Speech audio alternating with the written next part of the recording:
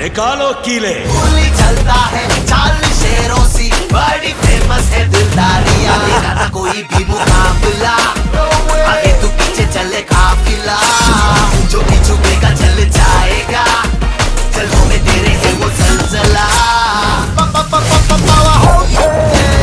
सब लेते बेसिक तेरे पाँव से। 500, 1000,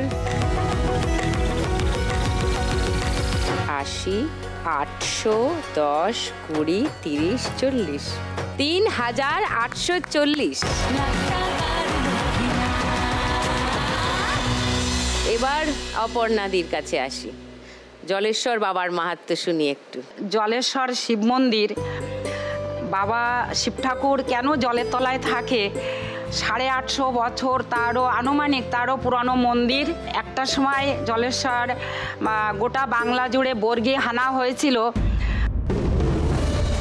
তখন সন্ন্যাসীরা মিলে, মূল সন্ন্যাসী, দোয়ারপাট সন্ন্যাসী, শেষপাট সন্ন্যাসী, তো এনারা সিদ্ধান্ত নেন যে বিগ্রহ তো বহু দেবদেবীর মন্দির চুরি হয়ে যাচ্ছে, তখন সিদ্ধান্ত নিয়ে শিব ঠাকুরকে ওই শিবপুকুর ভেতরে রেখে আসে জলের তলায়।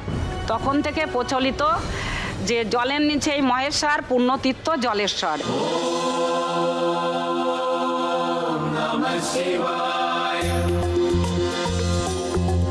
সারা বছর বাবা শিব ঠাকুর ওই জলের ভেতরে থাকেন। চৈত্র মাসের শেষ সোমবার আগের দিন রাত্রেবেলা, রাত 12টার পরে সমস্ত আলো বাতি নিভিয়ে অন্ধকারের ভেতরে পান, সুপারি এবং 16 আনা নিয়ে বাবাকে ঘাটে গিয়ে সন্ন্যাসীরা নিমন্ত্রণ দেয়। তারপরের দিন ঠিক 12টার সময় ঢাকি আসে, সেই সময় বাবাকে ওই শেষ সোমবার 12টার সময় জল থেকে তোলা হয়। তোলার পরে বাবাকে প্রথমে পুকুরের পশ্চিম পাড়ে বাবাকে ওখানে বেদির পরে তুলে পূজা অর্চনা করা হয়।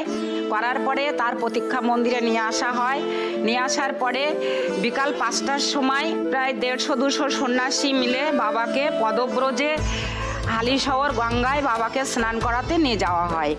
এবার হালিশহর গঙ্গায় পরের দিন সকালবেলা বাবাকে স্নান করিয়ে আবার পদব্রজে আস্তে আস্তে, বাবার বহু ভক্ত আছে আশপাশের গ্রামে, সেই গ্রামগুলো বাবা যায় তাদের বাড়িতে, তার সেখানে পূজা অর্চনা হয়।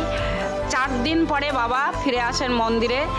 পরের দিন থেকে সকালবেলা ভোর 5টার সময় পূজা অর্চনা হয়ে সন্ন্যাসীরা, আমাদের 8টা গ্রামের ডাকে আছে বাবা, ওই 8 গ্রামের বাড়ি, প্রত্যেকের বাড়ি বাড়ি শিব ঠাকুরকে নিয়ে যাওয়া হয়।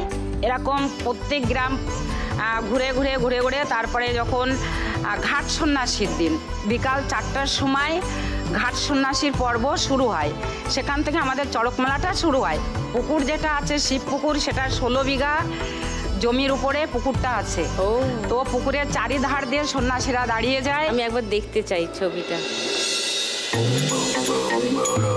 পুরো পুকুরের চারিপাশ ধরে সন্ন্যাসীরা দাঁড়িয়ে, এই ঘাট সন্ন্যাসীর দিন বিকাল 4টের সময়।